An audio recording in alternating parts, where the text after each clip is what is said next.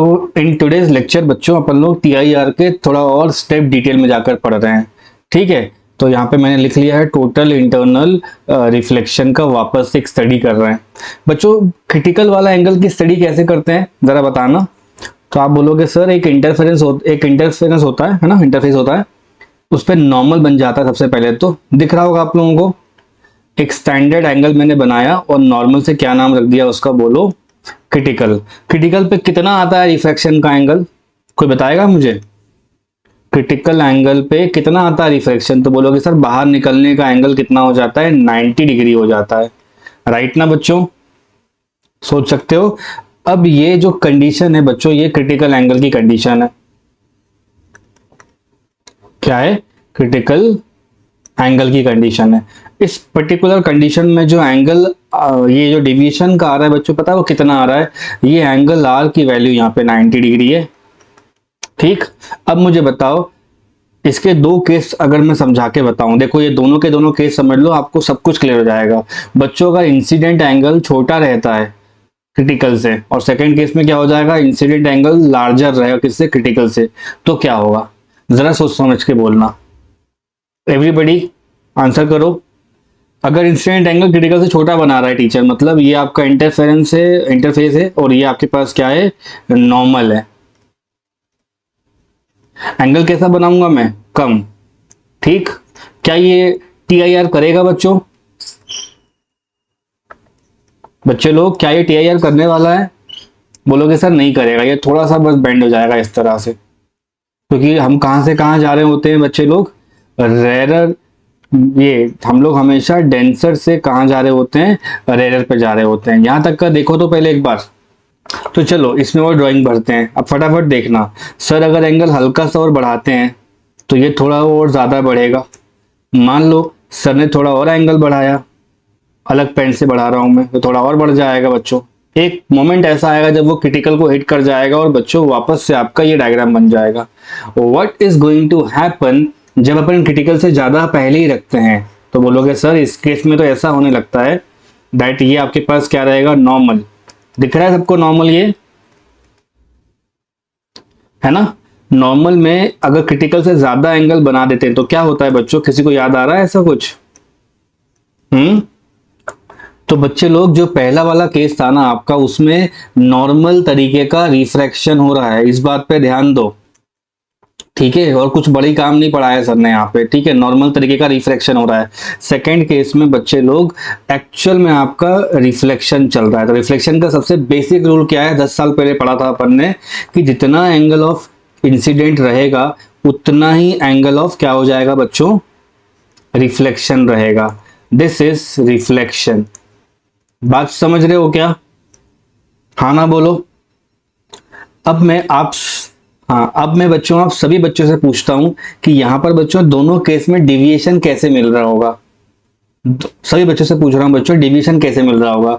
तो second case को देखो, ये आपके पास इंसिडेंट लाइट दिख रही है, जहां मैं लिखते जा रहा हूं इंसिडेंट लाइट। ये इंसिडेंट लाइट बच्चों सीधे निकल के जाना चाहती है, तो ये इतना बेंड कर गया। ठीक, बात समझ में आ रही है? इतना बेंड कर गया ये क्रिटिकल की वैल्यू पे। कोई परेशानी वाली बात नहीं। जैसे जैसे आप आई को बढ़ाओगे, मान लो एक थोड़ा एंगल और बढ़ाया तो क्या होगा। मेरा एक प्लेन क्वेश्चन सब लोगों से है, क्या डिविएशन बढ़ेगा या कम होगा? क्या डिविएशन बढ़ेगा या कम होगा? अगर मैंने ये ग्रीन लाइन से इंसिडेंट कराया तो बच्चों ये उतना ही स्ट्रीप होके यहां से निकल जाएगा। तो देखो ना, आपका डिविएशन कम हुआ ना। थोड़ा और यहां से बढ़ाएंगे तो क्या होगा, डिविएशन क्या होगा, कम होगा। इसका मतलब क्या है, अगर यहाँ पे इंसिडेंट बढ़ रहा है तो डिविएशन क्या हो रहा है, कम हो रहा है। ये लॉजिक है बच्चा। और फर्स्ट केस में क्या है, अगर इंसिडेंट एंगल बढ़ाओगे तो डिविएशन क्या होगा, बढ़ेगा। ये दो बातें पूछी जाती हैं। बिफोर क्रिटिकल एंगल पहला केस है और आफ्टर क्रिटिकल एंगल दूसरा वाला केस है। तो इसको देखते देखते मैं एक ग्राफ बनाने जा रहा हूं। सब बच्चे ध्यान दो, ये ग्राफ डायरेक्टली पूछा जा चुका है कॉम्पिटिटिव पेपर्स में। वाई एक्सिस बनती है और एक्स एक्सिस बनती है। एक्स एक्सिस पे चल रहा होता है बच्चों इंसिडेंट एंगल, जो 0 से लेकर 90 डिग्री तक का हो सकता है, उससे ज्यादा इंसिडेंट एंगल नहीं बन सकता बच्चों। इमेजिन करो ना, कोई भी नॉर्मल वैल्यू होगी तो एंगल कितने का होता है, 90 का ही होता है ना। तो 90 और 0 के बीच में कहीं ना कहीं आ रहा होगा आपका क्रिटिकल एंगल की वैल्यू। क्रिटिकल एंगल के पहले इंसिडेंट बढ़ेगा तो डिविएशन क्या होगा बच्चों, बढ़ता है ऐसे करके, क्या होगा, डिविएशन बढ़ता है बच्चों, और ये आपके पास डिविएशन का ग्राफ है। ठीक, उसके बाद पता है क्या होता है, जैसे ये रिफ्लेक्शन वाले कैटेगरी में आ जाते हैं ना अपन लोग, 12th के बच्चों ग्राफ बाउंसर मारेगा, कोई दिक्कत नहीं है, 10 बार बताऊंगा मैं अभी, टेंशन ना लो बिल्कुल भी। क्रिटिकल के पहले क्या हो रहा है 12th क्लास के बच्चों, येलो से क्या लिखा हुआ है पढ़ो।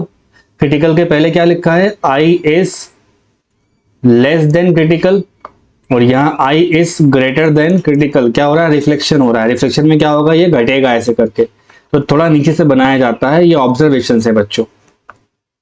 ठीक, पेपर में आया तो ग्राफ बनाना होगा। देखो ये पैराबोलिक की फॉर्म में ऊपर जा रहा है बच्चों, और ये स्ट्रेट लाइन में नीचे आ रहा होता है, ये ग्राफ होगा आपका किसका, TIR का। Very famous graph and very very repeatedly asked graph.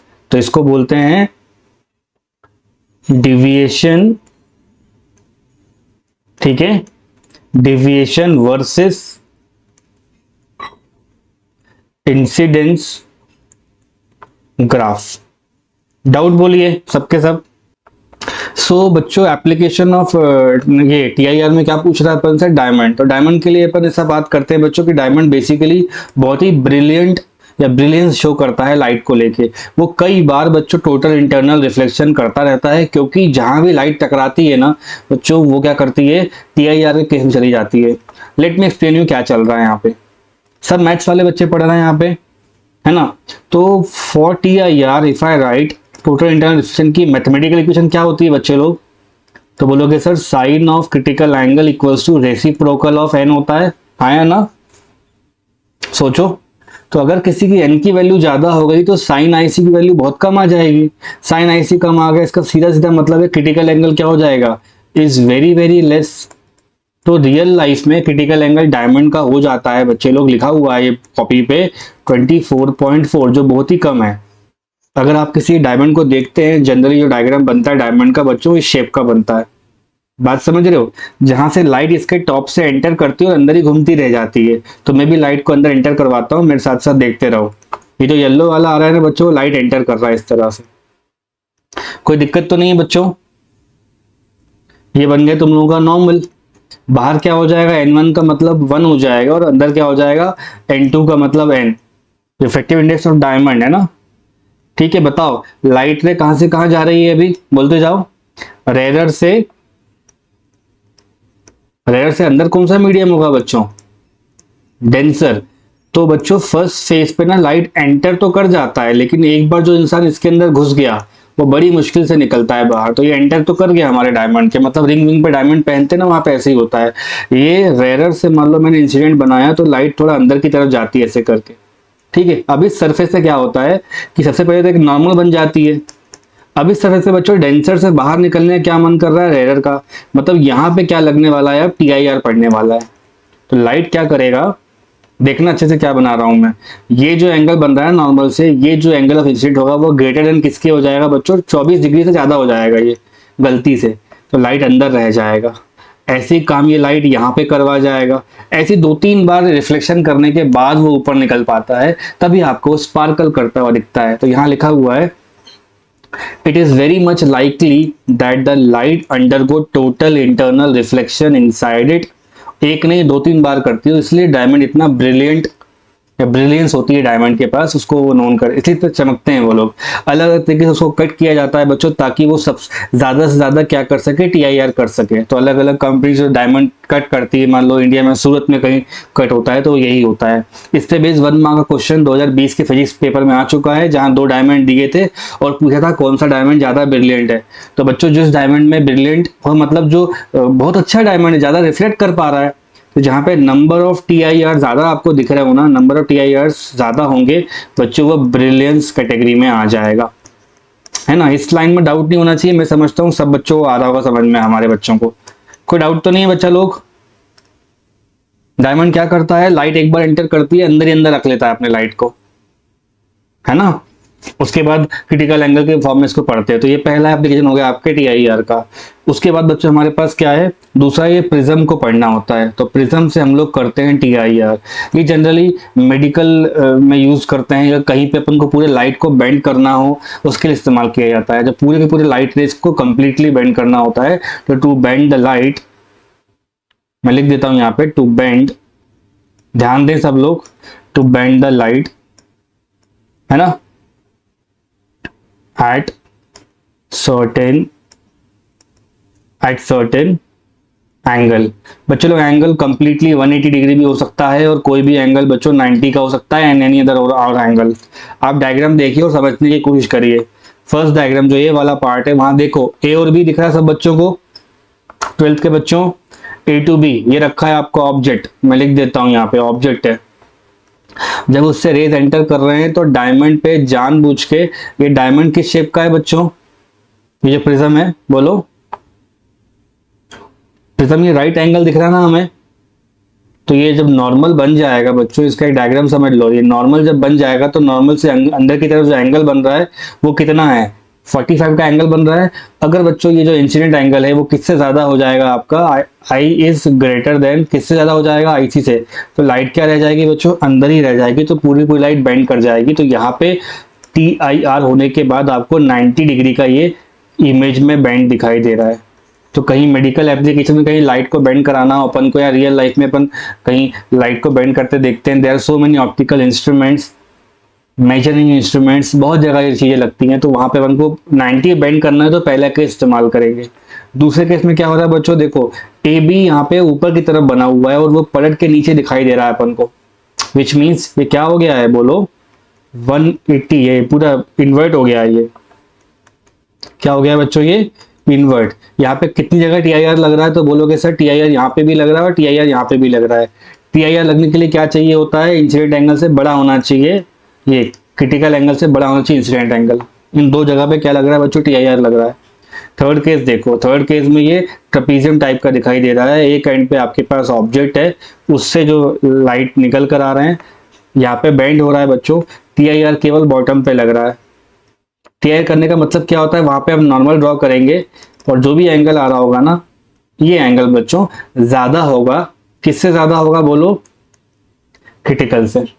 तो लाइट ऐसे करके आता है बच्चों, ये देखो AB ऊपर की तरफ बना है और यहाँ पे A' B' डाउनवर्ड साइड बना है, तो मतलब ये क्या हो जाएगा, ये इन्वर्टेड केस बन जाएगा।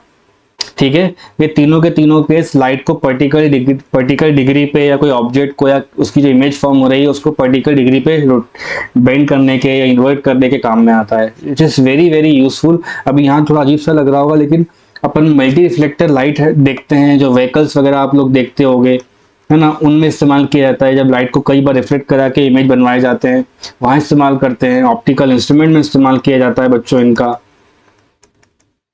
हम लोग कहाँ इस्तेमाल करते हैं, ऑप्टिकल इंस्ट्रूमेंट में इस्तेमाल करते हैं। ये बातें ध्यान रहेंगी बच्चों, अपन को समझ रहे हो सब लोग। एक सिंपल सी कहानी समझ लो, कोई सरफेस दिख रही होगी तो उससे नॉर्मल बन जाएगा, उस नॉर्मल में क्रिटिकल होता है। अगर ये एंगल आपने क्रिटिकल से ज्यादा किया है तो लाइट अंदर ही रह जाएगी, बात खत्म। इससे ज्यादा हल्ला नहीं करना है अपन को। ये अपनी इंसिडेंट रहेगी बच्चों, और ये अपनी क्या रहेगी, रिफ्लेक्टेड। और उस सरफेस पे क्या हो गया है, अभी TIR हो गया है। अंदर की तरफ N2 होता है, बाहर की तरफ N1 होता है। जनरली एयर लिख देते हो, यहाँ N कर देते हैं, क्योंकि हमको पता है TIR के लिए डेंसर होना चाहिए और ऊपर क्या होना चाहिए बच्चा लोग, रेयर होना चाहिए। इससे ज्यादा मत सोचिए आप लोग, काम की बात इतनी सी है हमारी। ये रही नॉर्मल। तो एग्जाम में आएगा कि 90 डिग्री पे कौन बेंड करता है, तो पहला वाला डायग्राम बनाना पड़ेगा। एग्जाम में आता है कि अगर 180 पे कौन बेंड करता है, तो बच्चों दूसरा वाला डायग्राम बनाना पड़ेगा। बात समझ रहे हो मेरी। Hello students. तो बच्चों लोग, इसका एक और एप्लीकेशन होता है जिसको हम लोग कहते हैं ऑप्टिकल फाइबर। ऑप्टिकल फाइबर बच्चों बेसिकली एक ऐसा मटेरियल होता है जो इनसाइड में, ध्यान देना, जो इनसाइड में किससे बना होता है, कोर से बना होता है, और बाहर जो उसकी कवरिंग होती है प्लास्टिक की, उसको कहते हैं बच्चा लोग क्लैडिंग। कोर इनसाइड है, कोर का मतलब सेंटर वाली चीज को कोर ही बोलते हैं, और क्लैडिंग हो गया बच्चों। तो जो अंदर का जो मीडियम है ना, वो N2 होता है, मतलब ज्यादा होता है। बाहर का मीडियम बच्चों N1 होता है, मतलब N2 की वैल्यू ज्यादा होगी N1 से। देखो लिखा हुआ है लो रिफ्रैक्टिव इंडेक्स और हाई रिफ्रैक्टिव इंडेक्स। ठीक है। तो यहाँ से जब लाइट के सोर्स को एंटर कराते हैं तो एक बार एंटर करने के बाद लाइट फंस गई है, जहां जहां ये आपको रिफ्लेक्ट करता हुआ दिख रहा है ना बच्चों, वहां वहां पे अगर आप क्रिटिकल एंगल ड्रॉ करेंगे तो ज्यादा एंगल निकल के आएगा। देखो ये एंगल ज्यादा है किससे, क्रिटिकल से। तो कितनी बार हो रहा है टीआईआर बच्चों, एक बार, दो बार, लाखों बार टीआईआर होगा और आपकी इमेज वहां पहुंच जाएगी। It is very high form of communication, क्योंकि लाइट क्या करती है, इंफॉर्मेशन भी कैरी करती है। तो मैं लिख देता हूं यहाँ पे, लाइट सिग्नल्स आर, बच्चों ये चैप्टर का नाम है, इलेक्ट्रोमैग्नेटिक वेव भी होते हैं ये, और ये कैरी करते हैं इंफॉर्मेशन। जो इंटरनेट चलाते हैं अपन लोग, ब्रॉडबैंड वगैरह, वहाँ जो लाइन, जो बेसिक लाइन से चलता है इंटरनेट बच्चों, ये वही होता है। सो कैरी इंफॉर्मेशन, ठीक है। ये फास्टेस्ट मोड होता है सब लोगों से, बिकॉज लाइट की स्पीड से जा रहा होगा ना, ये देखो ना अंदर, ठीक है। तो ये हो जाएगा फास्टेस्ट। थर्ड में बोल देता हूं, ये सेवरल TIR, ठीक है, हैपन, ठीक है। आप में से कोई एक बच्चा मुझे बता दो, क्या दो कंडीशंस होती हैं TIR की, क्या वो यहाँ पे फॉलो हो रही हैं? तो बोलोगे यस सर, आपने लिखवा रखी है दोनों की दोनों कंडीशन। पहली कौन सी होती है, इंसिडेंट एंगल ज्यादा होना चाहिए किससे, क्रिटिकल से, और दूसरा जो लाइट रे होना चाहिए वो कहां से कहां जाना चाहिए बच्चे लोग, डेंसर से रेरर मीडियम में। अगर लाइट अटेम्प्ट करता है जाने का तो उस पर क्या लगने लगता है, बोलो TIR। तो एक बार जो घुस गया अंदर, उसके बाद ये अंदर ही TIR करता रह जाएगा और अपने एग्जिट पॉइंट पे निकल जाएगा। तो इस तरह के चैनल को बोलते हैं बच्चों फाइबर कम्युनिकेशन, या ऑप्टिकल फाइबर बोलते हैं। तो मैं वो बात भी यहाँ पर मेंशन कर देता हूँ, ठीक है। ऑप्टिकल मतलब ऑब्वियसली लाइट के बारे में पढ़ाया जा रहा है, तो ऑप्टिकल फाइबर कम्युनिकेशन। डाउट बोलिए। तो बच्चों अपन को अपना जो सी में एनिमल्स रहते हैं ना, उनका कितना एंगल पे उनको दिखाई देता है और क्या रेडियस पे उनको विजिबिलिटी होती है वो देखना है। तो मान लो अगर राजसर यहाँ पे पानी में कूद जाए जाके, है ना, और अब मैं बाहर देखने की कोशिश करूँ, तो जितना अपन को रियल लाइफ में दिखता है ना, एक्चुअली में बाहर वैसा कुछ नहीं होता है। If somebody is inside the water, तो मान लो ये फिशेज हैं हमारी, जिनके अपन नाम रख देते हैं टीनू मीनू, उनको घर में अपन एक्वेरियम के अंदर रख लेते हैं। तो बच्चों इनको ऐसा नहीं कि इनको पूरी दुनिया दिखाई दे रही होती है बाहर की, ऐसा बिल्कुल नहीं है। इनको एक बहुत ही लिमिटेड रीजन तक की विजन होती है। वो क्या है, देखो क्या कर, कैसे इनको दिख रहा होता है बाहर का। इनको एक सिलेंड्रिकल नेचर में बच्चों, कोनिक सिलेंड्रिकल नेचर में एक बीम की तरह दिखाई दे रहा होता है। वो कैसे, मान लो थोड़ी देर के लिए कि कोई एक लाइट रे इनके आईज से होता हुआ स्ट्रेट जाता है, तो बच्चों उसके पास तो कोई रिफ्लेक्शन नहीं होगा। तो बोलोगे सर बिल्कुल नहीं होगा, वो तो सीधे निकल जाएगी। लेकिन एक मैक्सिमम एंगल तक लाइट अगर यहाँ भेजी जाए तो उस एंगल पे ये नॉर्मल कहला जाएगा बच्चों, और बाहर निकलने की जगह पे वो क्या कर जाएगी, क्रिटिकल मार जाएगी। तो ऐसे कहीं ये 90 डिग्री बना लेगा। ये इसकी डेड लिमिट हो गई। इसके बाद अगर ये फिश देखना भी चाहेगी ना, तो लाइट बच्चों इसके अंदर गिर जाएगा। तो डायग्राम नहीं बना रहा हूं मैं। तो कहने का मतलब ये एंगल कितने का कहला गया, क्रिटिकल का। 12th के बच्चों अगर कभी रिफ्रैक्शन का एंगल 90 डिग्री आ रहा है, इसका मतलब क्या है, वो एंगल कौन सा होगा, अरे अगर बाहर का एंगल 90 डिग्री आ गया तो अंदर का एंगल कौन सा हो जाएगा, ये हो जाएगा क्रिटिकल एंगल। तो बच्चों दो पैरेलल रेस के बीच में भी एंगल अल्टरनेट पॉइंट होते हैं। जो चीज राइट साइड में हो रही है वही चीज क्या हो जाएगी, लेफ्ट साइड में बनने लग जाएगी। तो आपको ऐसा बनाना है बच्चों, यहाँ एक नॉर्मल बन जाएगा, ये पीछे की तरफ आएगा, और यहाँ पर भी एक 90 डिग्री कर देंगे। जितना एंगल ये आईसी बनेगा उतना एंगल ये भी आईसी बन जाएगा। जो नीचे की तरफ बन रहा है बच्चों, वो चीज आपका वाटर है, दिख रहा है ये, इस रेडियस पे दिखाई देता है सामने वाले को। तो रेडियस दोनों तरफ बन जाएगा, इसको हाइट कहते हैं, और यही अपन को स्टडी करना है। उस रेडियस से बच्चों एक सर्कल बन जाता है, और समझ लो कि जो तुम मछली लेकर आओगे अपने एक्वेरियम के अंदर, तो उसको इस सर्कल पे ही दिखाई देगा, ना इससे 1 इंच इधर ना इससे 1 इंच उधर। फिर चाहे उसके बगल में बैठ के उसका नाम रख के गाना बजाना करते रहो, उनको कोई फर्क नहीं पड़ता, उनको कुछ दिखाई नहीं देता, ठीक है। तो ये हमारे पास क्या हो जाएंगे, फिशेस। एग्जाम में क्या पूछा जाता है बच्चों कि कितना, क्या एरिया पे इसको दिख रहा है, ठीक है। एक बार क्वेश्चन एरिया से रिलेटेड आ चुका है, एक बार पूछेगा रेडियस क्या है, और एक बार पूछेगा किस हाइट तक वो है उसको दिखाई देता है। तो तीनों के तीनों बच्चों एक ही फॉर्मूले में मिल जाते हैं अपन को, ठीक है। नीचे वाले मीडियम का नाम क्या है, तो बोलूंगा N2 बराबर N है, और बाहर बच्चे लोग N1 की वैल्यू 1 है, मतलब बाहर लिखा हुआ है एयर, और नीचे क्या है, वाटर, आप कॉपीज चेक करोगे तो वाटर का रिफ्रैक्टिव इंडेक्स कितना होता है? खाना बोलो भाई। तो थोड़ा थ्योरी लिख लेते हैं इसको बच्चों अपन लोग, है ना। तो consider a case of T I are, consider a, क्या लिखा है, case of T I are, है ना। हम टी आई आर के केस में इसको पढ़ करके देखते हैं क्या चल रहा है। So consider the case of T I R where you can just write. बच्चों क्या होती है इक्वेशन, क्या होती है इक्वेशन टी आई आर की? तो बोलोगे सर हमको तो आती है, साइन ऑफ क्रिटिकल एंगल कितना होता है ये, बोलो, 1/1/n। एन किसका रिफ्रैक्टिव इंडेक्स होगा बच्चों? जिस मीडियम में, जिस मीडियम में टी आई आर पड़ता है उसका होता है ये। ठीक, मैं आपसे थोड़ी ज्योमेट्री के बारे में बात करूंगा, थोड़ी ट्रिग्नोमेट्री के बारे में बात करूंगा। सारे के सारे बच्चों ये बॉटम पे जाके जो जहां मछली बनाई है ना सर ने, फिश, उस जगह पे फिश जहां बनी है उस फिश पे आप टेन थीटा लिख लो। तो टेन थीटा कितना हो जाएगा? टेन आई सी हो जाएगा। आंसर बोलो, what is tan theta? Perpendicular by base, मतलब क्या होगा इसका? परपेंडिकुलर के नाम पे आर, बेस के नाम पे एच। किस किस को आया? टेन थीटा को बोलते हैं अपन sine theta by cos theta, equal to कितना हो जाएगा ये? R divide by H. यहां तक आया बच्चों? क्यों बच्चों नहीं आया क्या समझ में? आया। साइन को मैंने ये टर्म लिख लिया हुआ है। अब फर्स्ट इक्वेशन चेक करोगे तो आपको केवल साइन की वैल्यू ही मालूम है, आपको कॉस नहीं मालूम है। तो बच्चों चलते हैं अपन 10th क्लास की बेसिक ट्रिग्नोमेट्री में और कॉस को लिख करके देखते हैं क्या लिख सकते हैं ना। तो I can write sine I C whole divide by cos को कैसे लिखते हो आप लोग? अंडर रूट के अंदर 1 माइनस साइन स्क्वायर थीटा बराबर कितना हो जाएगा ये? Are by H. डाउट तो नहीं किसी को?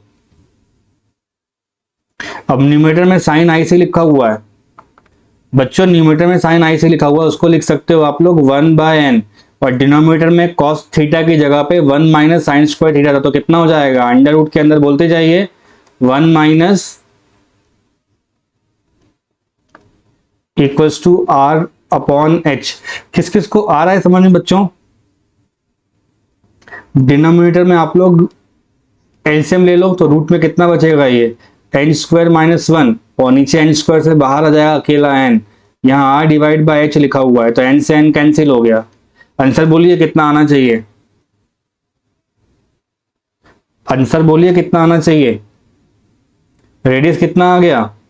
एच लेफ्ट साइड आ जाएगा तो हो जाएगा H divide by under root के अंदर, बोलते जाओ बच्चा लोग।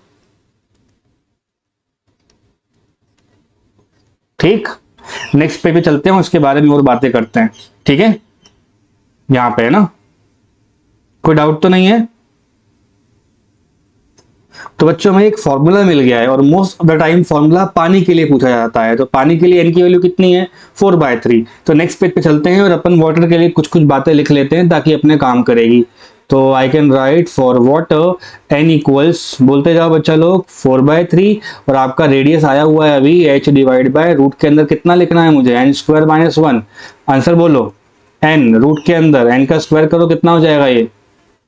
16/9 माइनस 1। और बोलो h डिवाइड बाय रूट के अंदर एलसीएम लोगे तो 16 माइनस 9 कितना हो जाएगा ये? 7, और यहां से 3 बाहर बचेगा, रूट के बाहर कर दिया उसको मैंने, ऊपर निकल जाएगा। तो पानी के लिए आंसर है ये फॉर्मूले में बच्चों आ चुका है नीट में, 3h divide by under root के अंदर 7। इस चीज का ध्यान रखें, पेपर में खाली हाइट दिया रहेगा, यहाँ डायरेक्ट डाल देना तो आपको रेडियस मिल जाएगा, और जब आपका रेडियस मिल जाएगा तो उससे आपको एरिया ऑफ विजन भी मिल जाएगा। कितना होता है? तो वो हो जाएगा पाई इंटू आर का स्क्वायर। एक बात और बच्चों, पीछे वाले क्वेश्चन में मैंने आपको बताया था कि आईसी राइट साइड में बन रहा है, आईसी लेफ्ट साइड में बन रहा है। तो बेसिकली जो मछली है पानी के अंदर, वो छोटी क्लास वाली अपनी मछली जल की रानी है वाला, इसको राइट साइड में भी इतना दिखता है, लेफ्ट में इतना दिखता है। तो प्रैक्टिकली इसको, इसकी जो विजन है वो 2IC के बराबर है, ये है ना। किसके बराबर है बच्चों? ये 2IC के बराबर है। और हम अगर पानी का रिफ्रैक्टिव इंडेक्स जानते हैं तो उसका क्रिटिकल एंगल भी मालूम कर सकते हैं। तो यहाँ पे लिखा हुआ है critical angle of water. What is the formula of critical angle? Anybody in the class? Sine IC divide by 1/n होता है, हाँ या ना बच्चों? तो इससे IC कितना हो गया? बोलते जाइए साइन इनवर्स, ठीक है, ये हो जाता है 4/3। इसकी न्यूमेरिकल वैल्यू आती है 49 डिग्री के आसपास। तो जो पूरी विजन है उसकी एंगुलर विजन, कोई भी पानी में इंसान कूद जाएगा, मतलब समझ लो रात से जगह कूद गए तो उनकी विजन कितनी हो जाएगी, 2 टाइम्स ऑफ आईसी, मतलब 49 to 49 कितना हो जाएगा, ये समझ में आया बच्चों। एग्जाम में आएगा तो ये भी एक क्वेश्चन बन हो सकता है, रेडियस पे हो सकता है, एरिया पे हो सकता है, स्टैंडर्ड किसी अलग पानी में हो सकता है, मान लो ऑयल हो गया या any other medium you can tell, है ना। ये इसका स्टैंडर्ड फॉर्मूला है जो ये कहता है R बराबर H डिवाइड बाय रूट के अंदर n² - 1। बच्चों ये याद रहेगा अपन को क्लास में, हाँ ना बोलो, याद रहेगा बच्चों। तो बच्चों इस पर्टिकुलर क्वेश्चन में कहता है एक लाइट रे है, परपेंडिकुलर गिराया गया है इसको 90 डिग्री वाले प्रिज्म के, और टोटली रिफ्लेक्टेड हो पा रही है किसी एक इंटरफेस पे, ग्लास एयर इंटरफेस है। इसका पता है मतलब क्या होता है कि जो मीडियम बनाया गया है आपका, जो आपका ये प्रिज्म हैगा ना, राइट एंगल प्रिज्म, ये अंदर से बच्चों n की टर्म कैरी कर रहा है और बाहर कितना इंडेक्स होगा 1। ये तो हो जाएगा क्लियर अपन को, आया ना। ये ग्लास प्रिज्म होगा बच्चों, इट इज ग्लास प्रिज्म, और बाहर का हो जाएगा ग्लास एयर इंटरफेस पे जा रहा है। तो TIR कहाँ पे लग रहा होगा, तो बोलोगे सर TIR उस इंटरफेस पे लगता है जहाँ पे डेंसर एयर मीडियम बन रहा हो। लाइट एंटर कर रहा है तो 90 डिग्री वाला दिख रहा है परपेंडिकुलर, तो इंसिडेंट एंगल यहाँ पे 0 हो जाएगा, तो कोई चेंज नहीं होने वाला। यहाँ पढ़ना है अपन को। मैं आप सबसे बोलता हूँ, क्या आप लोगों को स्नेल्स लॉ लगाते आता है, तो बोलोगे सर बिल्कुल अच्छे से आता है ना। तो स्नेल्स लॉ से अपन जब पढ़ते हैं तो क्या बोलते हैं, साइन ऑफ IC बराबर कितना होता है, 1/n। सुना होगा सब बच्चों ने 12th के बच्चों, साइन IC बराबर 1/n TIR की इक्वेशन है। तो ये हो जाएगा साइन IC मतलब sine of 45 degree equals to 1/n। Sine 45 कितना होता है, 1/√2। नहीं आया क्या, n बराबर √2। लेकिन ये तो क्रिटिकल कंडीशन होगी, ये किसी कंडीशन होगी बच्चों लोग बोलो, क्रिटिकल की कंडीशन होगी। आपको इस देखना क्या है, TIR देखना है, तो n होना चाहिए, ज्यादा होना चाहिए बच्चों, n should be greater than √2। तो ऑप्शन कौन सा मार्क करना चाहिए मुझे बता दो, ऑप्शन नंबर बी। यहां अगर आपको 45 दिख रहा है बच्चों, तो अंदर भी जाते हुए क्या दिखाई देना चाहिए, 45। और डायग्राम में बना हुआ है कि इंसिडेंट एंगल कितने का है, बोलो कितने का इंसिडेंट एंगल, 45। और ये हाँ 45 एंगल अपने आप में ज्यादा है, वो किससे ज्यादा है, IC से, तभी तो बच्चे लोग यहाँ पे TIR हो रहा है। कैसे क्वेश्चन देख के सॉल्व किए जाएंगे, क्या लिखोगे इसकी वैल्यू, n ग्रेटर देन √2, बात खत्म, इससे ज्यादा मत सोचो आप लोग, ठीक है।